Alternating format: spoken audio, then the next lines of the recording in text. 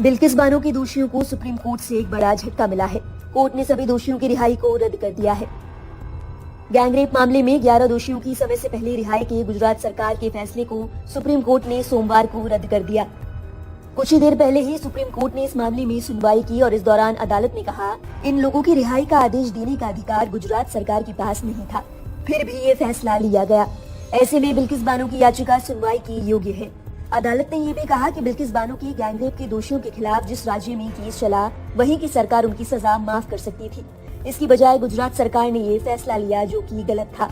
उसके पास इन लोगों की सजा को माफ करने का कोई अधिकार नहीं था।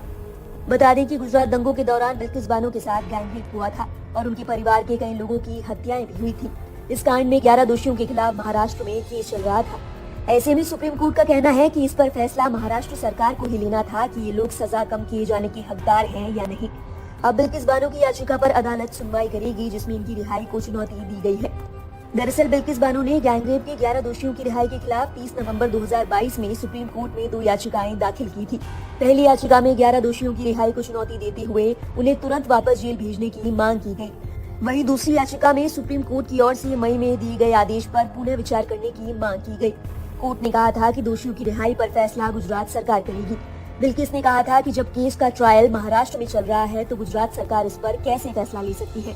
बिल्किस ने सुप्रीम कोर्ट में दोनों याचिकाओं पर जल्द सुनवाई की मांग की थी। बता दें कि इस केस में सभी 11 दोषियों को 15 अगस्त 2022 को आजादी के अमृत महोत्सव के तहत रिहा कर दिया गया था। अब एक लंबी लड़ाई के बाद बिल्किस बानो को कोर्ट से बड़ी राहत मिली है।